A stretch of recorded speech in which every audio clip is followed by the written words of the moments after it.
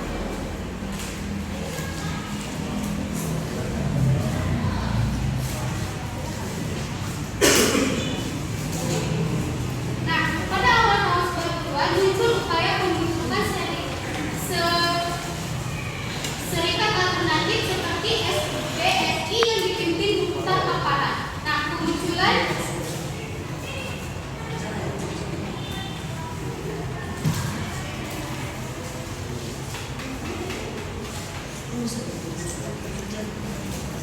kemunculan SBF ini menunjukkan adanya kesadaran politik baru di kalangan buruh untuk membangun organisasi independen dari negara. Namun, negara merespon ini sebagai kriminalisasi dan melakukan penangkapan serta tindakan subversif terhadap aktivis. Nah, represi terhadap SBF ini dapat dipahami dalam konteksnya, yaitu pemunculan oposisi sipil. Nah, ini itu masuk ke sini ya bahasannya sebenarnya. Nah, selanjutnya yaitu ini nanti akan dijelaskan oleh Dimas lidernya.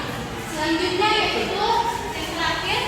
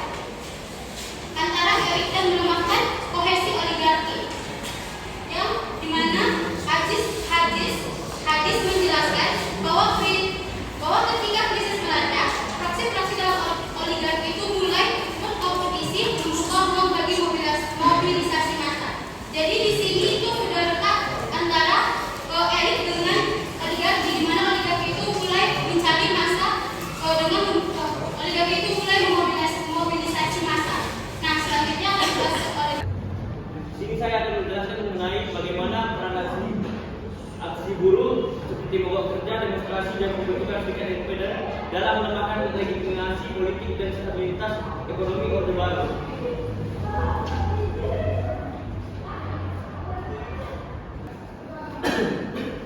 Nah, poin pertama itu terkait dengan stabilitas industri dijadikan legitimasi utama Orde Baru, sehingga buruh dikontrol ketat sejak awal Orde Baru.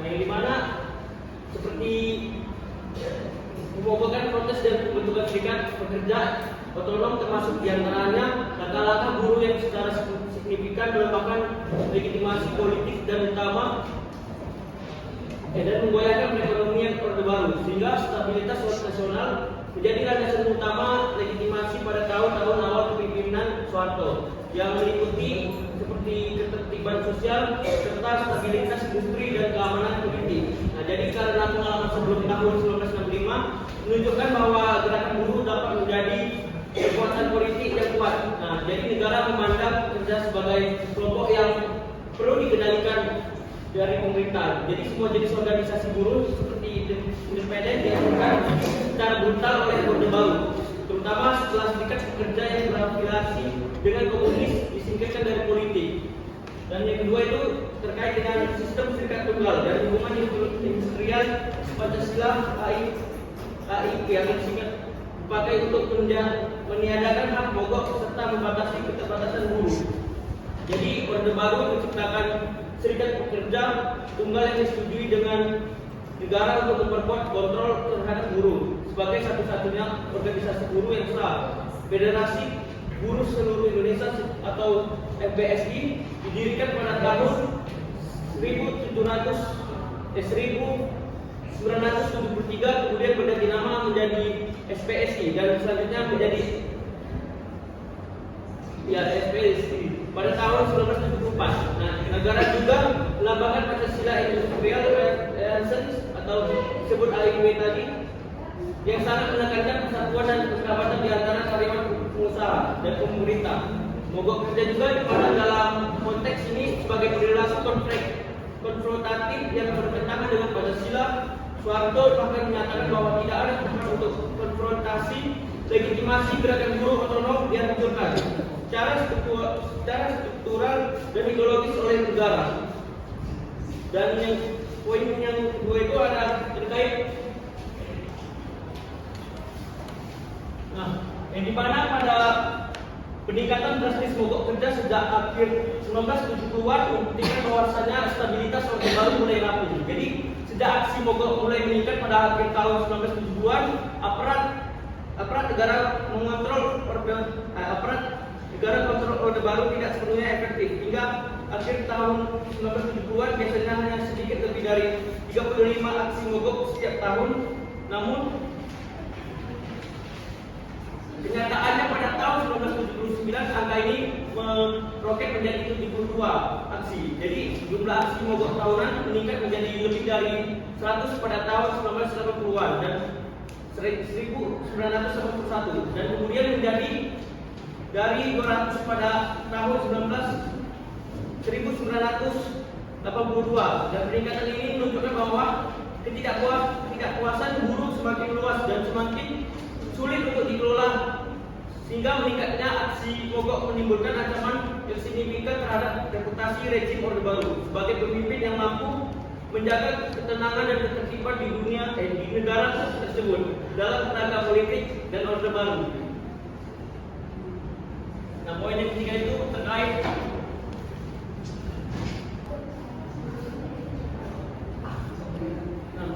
poin ketiga itu terkait mogok buruh menyerang langsung sektor manufaktur ekspor yang menjadi basis ekonomi Orde Baru.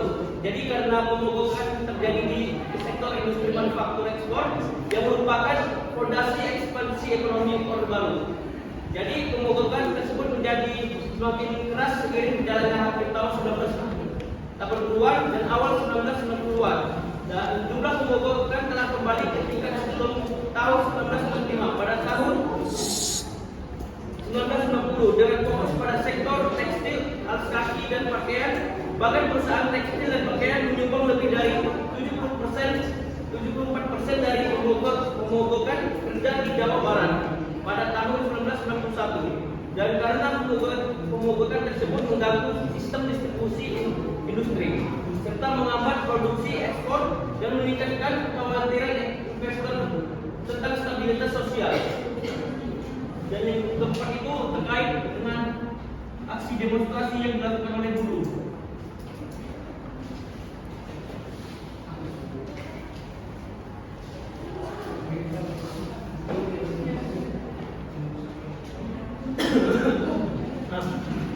Di mana poin keempat ini menjelaskan dengan terkait demonstrasi buruh yang memperlihatkan sebuah kegagalan negara rezim Orde Baru yang menegakkan aturan upah minimum, yang dimana protes buruh telah memperluas perselisihan ekonomi menjadi isu politik yang lebih terbuka dan melampaui pemogokan dan pengabaian perusahaan terhadap undang-undang upah minimum menjadi pendorong banyaknya protes buruh dan pemerintah tidak mampu atau tidak mau menegakkan hukumnya sendiri. Jadi sekitar 90% pemogokan di Jawa Barat pada awal tahun 1990-an berfokus pada tuntutan agar perusahaan membayar upah minimum resmi. Jadi fakta ini menggambarkan bias rezim yang mendukung kapitalis dan ketidakmampuan negara untuk menjalankan peran perlindungan sosialnya.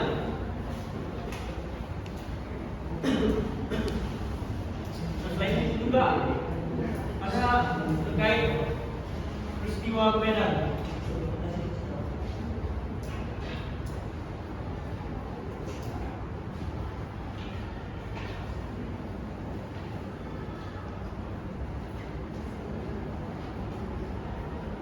Yang dimana pada poin kelima ini terkait dengan peristiwa Medan tahun 1994 yang menunjukkan demonstrasi buruh berubah menjadi krisis politik dan keamanan.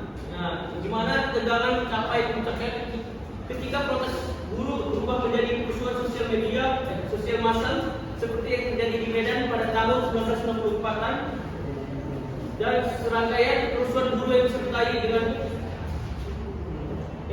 dengan kekerasan dimulai dengan gelombang pemogokan pada Februari 1994. Sekitar 30.000 pekerja berpartisipasi dalam protes tanpa kekerasan pada tanggal 14 April tahun 1994 yang kemudian berubah menjadi bentrokan selama seminggu dengan polisi atau dengan aparat militer, dan 1 orang tewas, setidaknya 12 orang terluka. Jadi sekitar 100 orang ditahan dan sekitar 150 pabrik dan toko rusak akibat dari peristiwa Medan tersebut.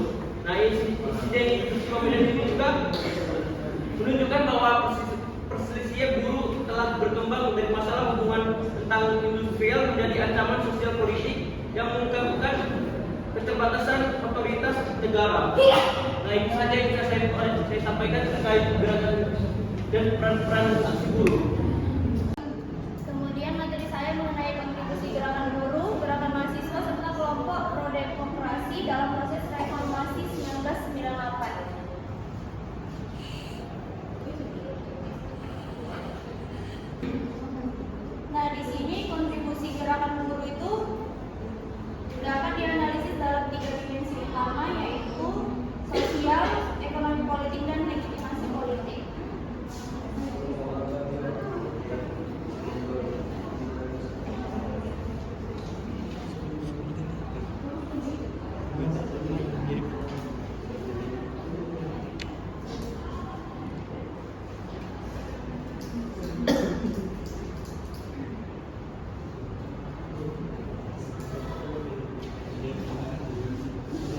Jadi dalam kontribusi sosial, keterlibatan buruh memperluas basis sosial gerakan mahasiswa.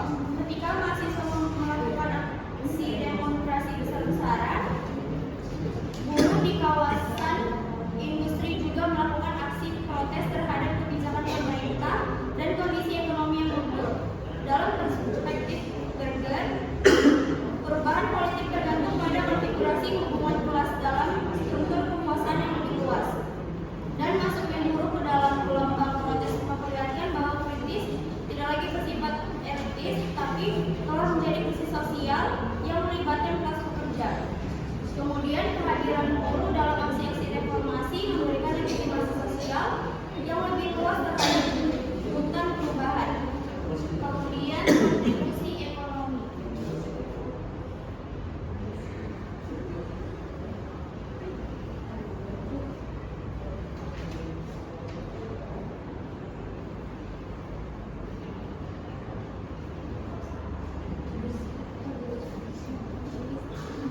Buruh memiliki strategis dalam ekonomi sosial. Dalam situasi kritis ekonomi, gangguan produksi akibat aksi kolektif buruh memperburuk kondisi ekonomi yang sedang rapuh. Hal ini memperbesar tekanan terhadap pemerintah yang selama ini mengandalkan stabilitas ekonomi sebagai sumber legitimasi.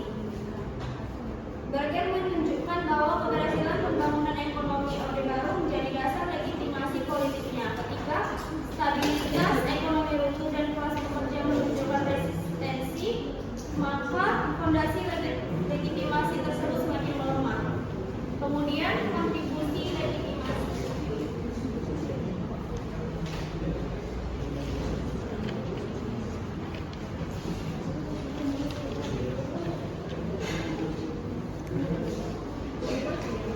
Orde Baru membangun hegemoni melalui ideologi stabilitas dan stabilitas sosial. Oposisi dianggap sebagai ancaman terhadap pembangunan nasional ketika buruh yang selama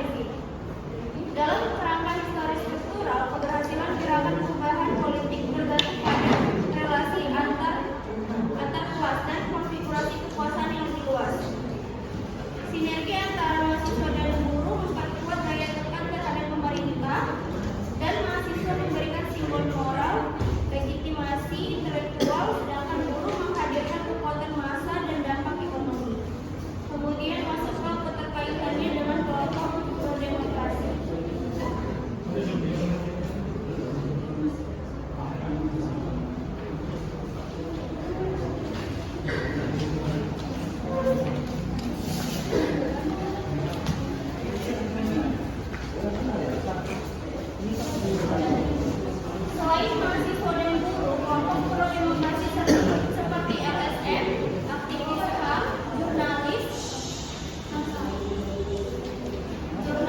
dan intelektual turut berperan dalam proses reformasi. Dalam laporan mengenai tragedi Cengkeh 1998 disebutkan bahwa berbagai unsur masyarakat sipil terlibat dalam penyelidikan dan advokasi pasca kerusuhan. Mereka mencatat bahwa sejak akhir 1980-an berbagai aktor masyarakat sipil telah bergerak melalui jalur parlementer maupun ekstraparlementer untuk menuntut perubahan politik. Kelompok pro-demokrasi menyediakan ruang advokasi dan wacana yang memperkuat gerakan sosial. Gerakan buruh terhubung dengan kelompok pro-demokrasi melalui agenda bersama, yaitu demokratisasi, penghapusan represi, dan keadilan sosial.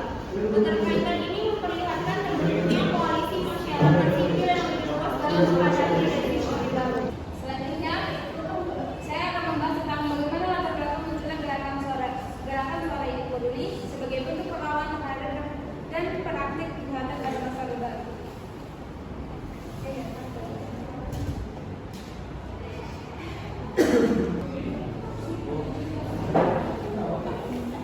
Baik, yang pertama saya akan membahas sejarah berdirinya gerakan suara Ibu Peduli. Di mana gerakan suara Ibu Peduli apa sih? Merupakan salah satu gerakan perempuan yang muncul pada krisis ekonomi dan krisis politik yang melanda Indonesia pada tahun 1998.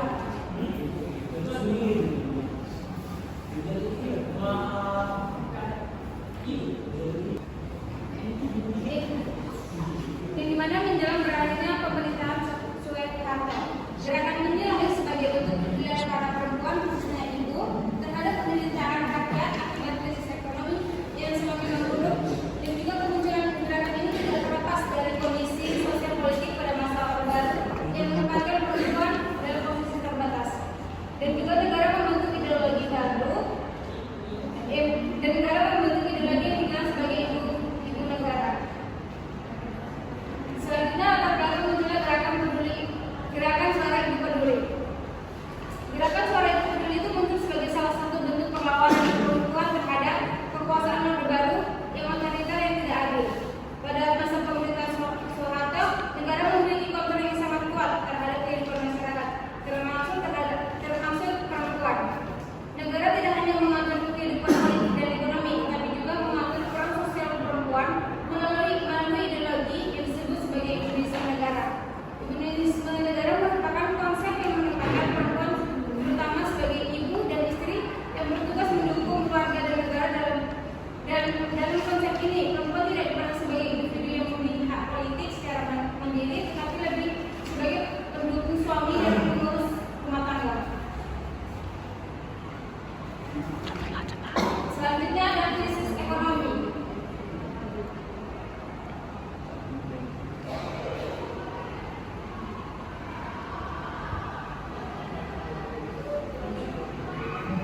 Krisis ekonomi yang menyebabkan penderitaan rakyat dan keluarga muncullah suara Ibu Peduli pada tahun 1997.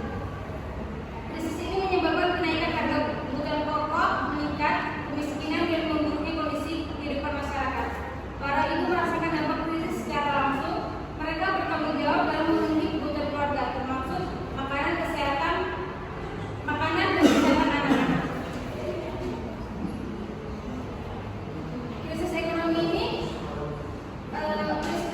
yang moneter yang dimulai pada pertengahan abad 1997, yang dimana menyebabkan nilai rupiah jatuh gratis yang dimana harga kebutuhan pokok melonjak dan daya beli masyarakat itu tajam harga beras, susu, minyak goreng dan kebutuhan pokok lainnya. Kemudian suara Ibu Peduli juga muncul pada masa krisis ekonomi yang sangat berat di Indonesia, yaitu dibentuknya Orde Baru pada kebutuhan pokok khusus tersebut. Kemudian yang kedua ada ketidakadilan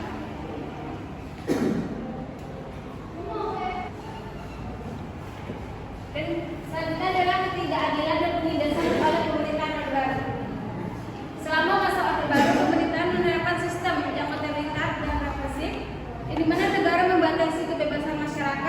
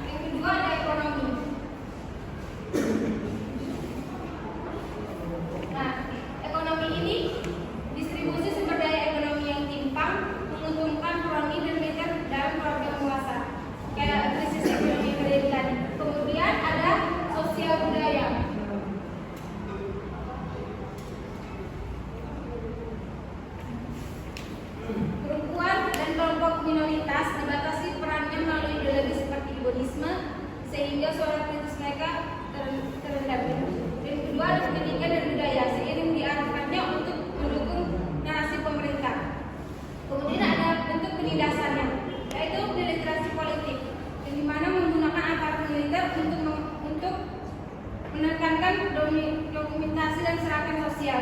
Dan kedua ada pelanggaran HAM, termasuk menekankan tanpa proses hukum dan penindasan orang. Ketiga ada kontrak sosial, yang dimana melalui organisasi perempuan, organisasi buruh, dan kelompok masyarakat yang dirauh untuk pemerintahan, sehingga gerakan sosial yang dikritik sulit berkembang pada masa itu. Selanjutnya akan dilanjutkan.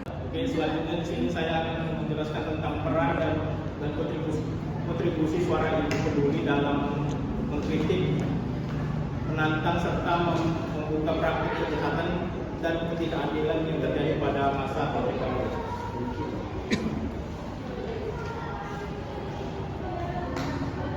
Nah, pertama di sini saya akan membahas tentang akar intelektual dan strategi gaya politik.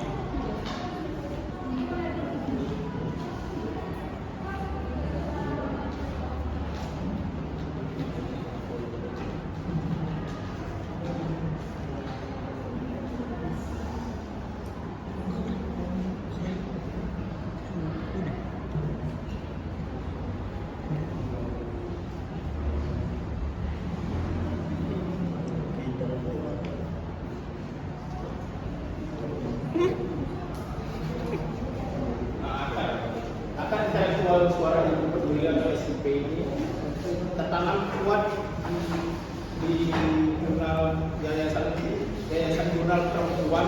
Nah, diskusi yang dipimpin oleh Gadis Arifia dan Karlina Laksono Supeli mengeksplorasi dimensi gender dalam krisis ekonomi.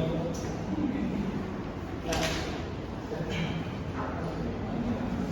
inspirasi taktis mereka datang dari gerakan Modern of Plaza de Mayo di Argentina.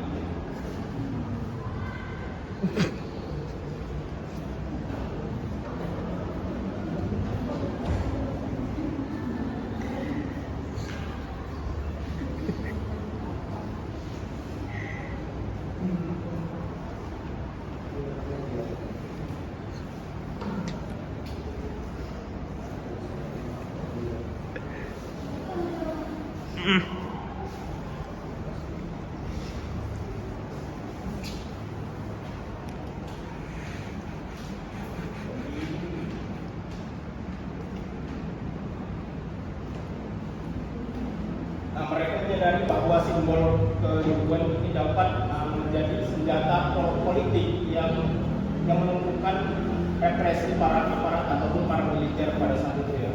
Nah, pada tanggal 13 Februari 1998, para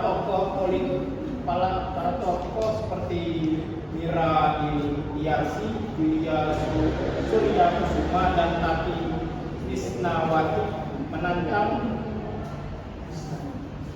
secara aksi untuk menghindari endusan intelijen karena menggunakan mereka menggunakan rencana kode rahasia seperti Erwin untuk setiap komunikasi mengenai rencana demonstrasi. Nah, strategi paling cerdas para suara ibu peduli ini adalah melakukan permainan narasi. Nah, mereka memilih susu bayi sebagai pintu masuk karena isu tersebut sangat universal dan sulit untuk dicap sebagai gerakan subversif radikal pada awalnya.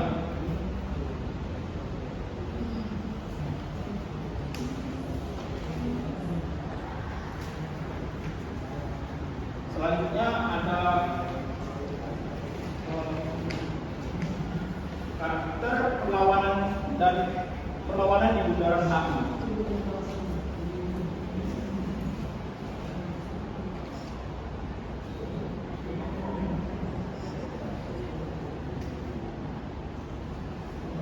Teater ya maksudnya? Iya, Bang.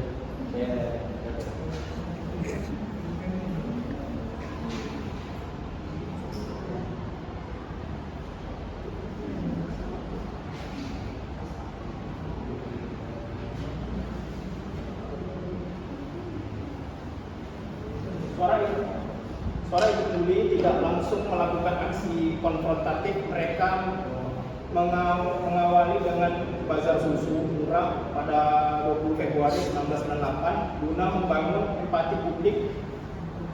Puncaknya itu terjadi pada 23 Februari tahun 1998 di bundaran Hotel Indonesia. Meskipun berada di bawah ancaman tembak di tempat dan pengawasan ketat para ABRI, para ibu ini melaksanakan aksi damai yang sangat simbolis. Karlina Laksono Supeli dan rekan-rekannya membagikan bunga kepada prajurit yang berjaga. Tindakan ini secara psikologis untuk melumpuhkan agresivitas para militer, karena sangat sulit bagi para tentara itu untuk melakukan kekerasan terhadap sosok ibu yang membawa bunga. Nah, aksi ini juga tidak langsung secara terus menerus, yaitu secara singkat.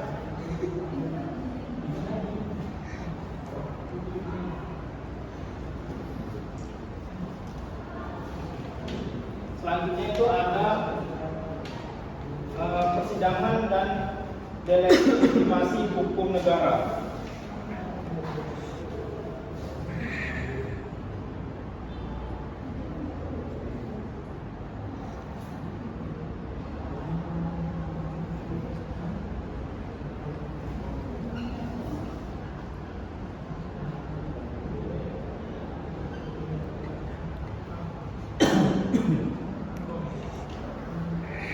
Persidangan ketiga aktivis Suara Ibu Peduli di Pengadilan Negeri Jakarta Pusat menjadi salah satu momen teatrikat politik paling berkesan dalam pembelaan ataupun pledoi.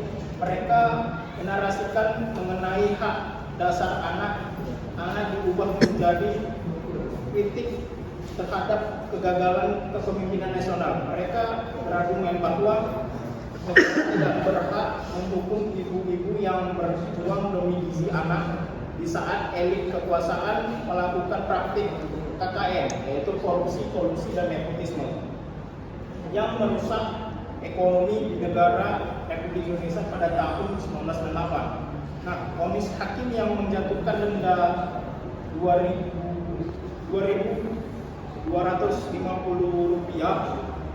atau kurungan 2 minggu pada 9 Maret 1998 secara simbolis menunjukkan ketidakmampuan para negara merespon tuntutan moral. Nah, penolakan para aktivis untuk membayar denda tersebut menjadi bentuk pembangkangan sipil yang sangat efektif. Persidangan ini berhasil menggerakkan basis massa yang lebih luas, melampaui gerakan mahasiswa yang sudah ada pada sebelumnya.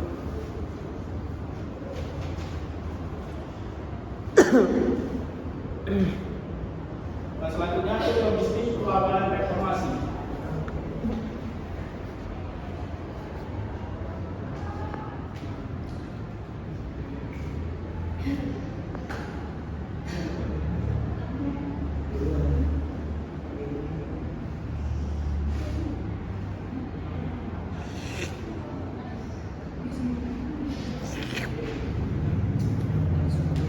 Kontribusi Suara Ibu Peduli itu mencapai puncaknya pada Mei 1998 saat mahasiswa menduduki gedung DPR dan MPR. Suara Ibu Peduli ini mengambil peran vital dalam menyediakan logistik melalui jaringan dapur umum. Gerakan seperti nasi bungkus reformasi bukan sekedar bantuan teknis, melainkan bentuk solidaritas maternal yang memastikan keberlangsungan visi gerakan mahasiswa ini. Nah, berdasarkan statistik SIP, berdasarkan statistik, Suara Ibu Peduli itu mengkoordinasikan distribusi sekitar 70.576 bungkus nasi, 1.947 box agreement dan mengelola dana operasional mencapai lebih dari 1,1 miliar yang berasal dari sumbangan spontan masyarakat. Hal ini membuktikan bahwa suara Ibu Peduli berhasil mengubah sentimen peduli menjadi aksi kolektif sistemis yang menotap people power hingga jatuhnya Soeharto pada 1 Mei 1998. Oke, selanjutnya Kinan. Selanjutnya saya akan membahas tentang konflik antara aparat keamanan dan gerakan mahasiswa. Di sini yang melatar belakangi adanya konflik antara aparat keamanan dan gerakan mahasiswa itu yang pertama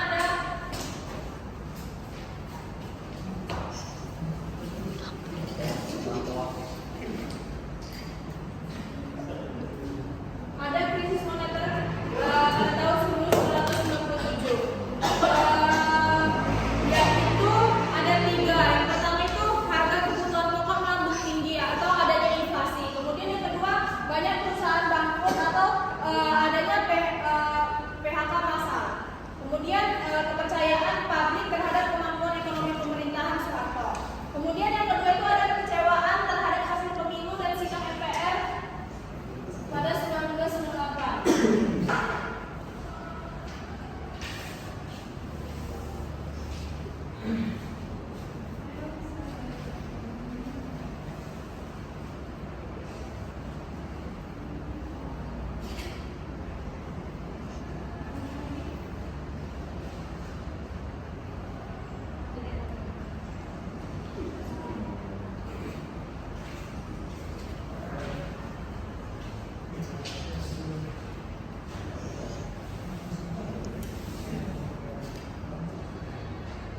Nah, kekecewaan terhadap hasil pemilu dan sidang umum MPR 1998 itu di tengah krisis ekonomi yang terjadi dari 1997 ini pada Maret 1998 itu kan pemilu. MPR tetap melantik Balai Soeharto yang dia sudah menjadi presiden 7 kali. Itu memicu amarah mahasiswa atau aktivis-aktivis pemerintahan yang karena dianggap tidak peka atas penderitaan rakyat dan tuntutan reformasi politik. Karena sebenarnya ada 3 tuntutan mahasiswa pada 1998 itu.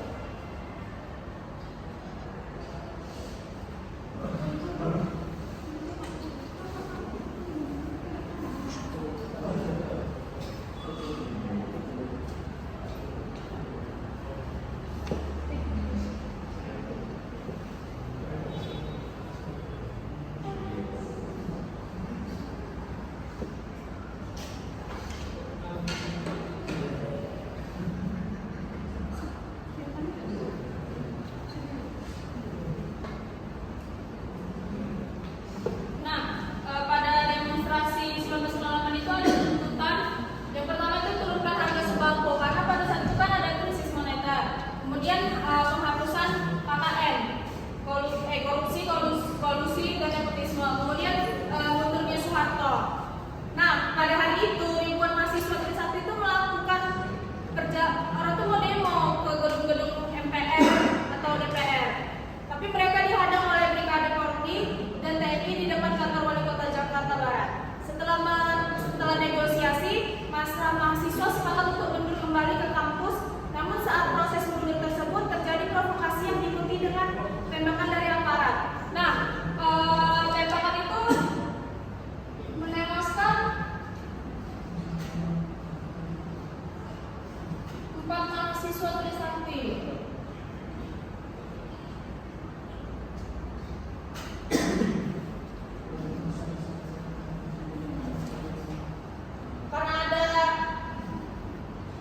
Karena adanya larangan berdemonstrasi di luar kampus, mahasiswa biasanya tertahan di pintu gerbang ditahan di pintu gerbang oleh aparat keamanan. Nah, itu juga yang menjadi gesekan terus-menerus konflik antara mahasiswa dan aparat keamanan. Baiklah, di sini saya akan membahas tentang gerakan mahasiswa sebagai kelompok pendekat. Jadi pada runtuhnya Orde Baru 21 Mei 1998 tidak terjadi secara tiba-tiba, melainkan melalui proses krisis yang panjang dan akumulatif. Sejak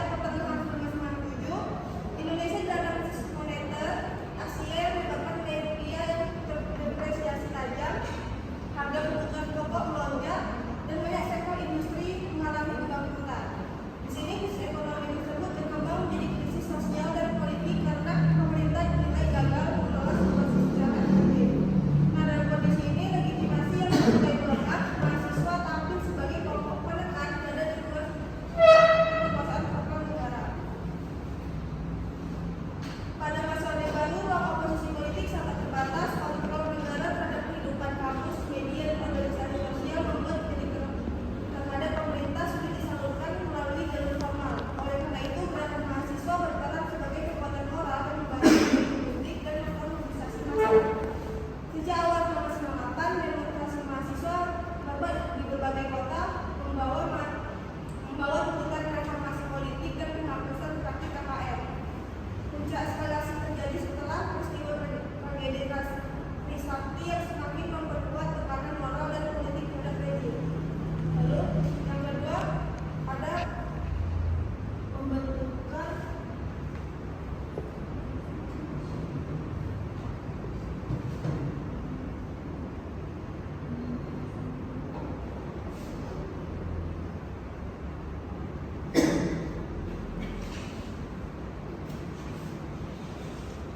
Yang kedua ada